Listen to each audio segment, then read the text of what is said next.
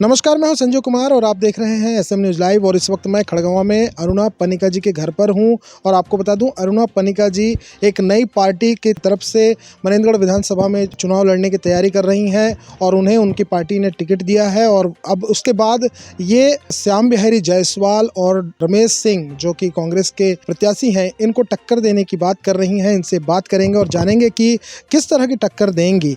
सबसे पहले तो आपको आपकी पार्टी की तरफ से टिकट मिलने पर बहुत सारी बधाई। धन्यवाद। बताइएगा कि जैसा कि इस वक्त आपके साथ कुछ लोग दिख रहे हैं, यही लोग केवल आपके साथ समर्थन में हैं या इसके अलावा भी और आपके पास समर्थन है लोगों का? और भी हैं, और भी समर्थन में हैं। मेरे बहुत सारे लोग हैं। मेरे कुछ भाई हैं, कुछ मेरे परिवार के हैं, कुछ मेरे रिश्तेदार हैं और कुछ अदर समाज से भी हैं। देखिए, मनेंद्रगढ़ विधानसभा केवल भाई परिवार और समाज के लोगों से नहीं चलता, एक बहुत बड़ी संख्या है यहाँ वोटरों की। क्या लगता है इसमें केवल भाई परिवार और समाज के वोट से आप जीत जाएंगे? नहीं, ऐसा संभव तो नहीं है कि मैं उनके वोटों से जीत जाऊंगी। मुझे तो हर किसी से संपर्क करना पड़ेगा पूरे विधानसभा में, और ये बहुत बड़ा चैलेंज है मेरे लिए, क्योंकि बड़े बड़े दिग्गज नेता हैं यहाँ पे। और ये कहना चाहिए एक छोटी सी पहल है और बहुत बड़ी जंग भी है, जिसमें हम जीतेंगे या हारेंगे उसका तो पता नहीं है, पर अपना प्रयास करेंगे। तो अचानक आपको चुनाव लड़ने की क्या सूझी? यहाँ जब आपको खुद लग रहा है कि दिग्गज नेता है, तो फिर इनके सामने उनको चुनौती देने की क्यों आपको ऐसा क्या दिमाग में आया कि इतने कम वोटर्स या इतनी कम संख्या के लोगों को लेकर के भी आप चुनाव लड़ने का फैसला ले लिए? कभी कभी जो दिखता है वो होता नहीं है।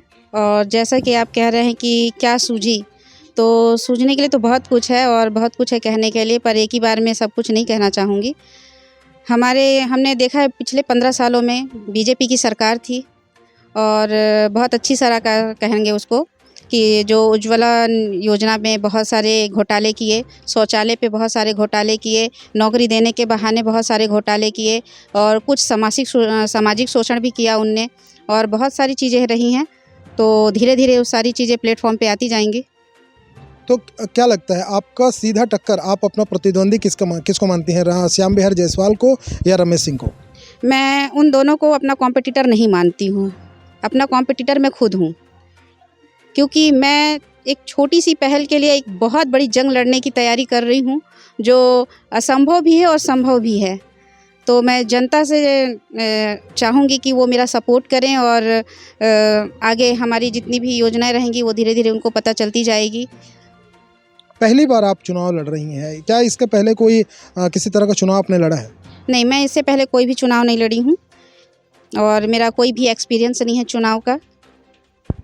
तो क्या ये मान लिया जाए कि आप केवल रमेश सिंह और श्याम बिहारी जायसवाल के वोट काटने के लिए उद्देश्य से चुनाव के मैदान में उतरी?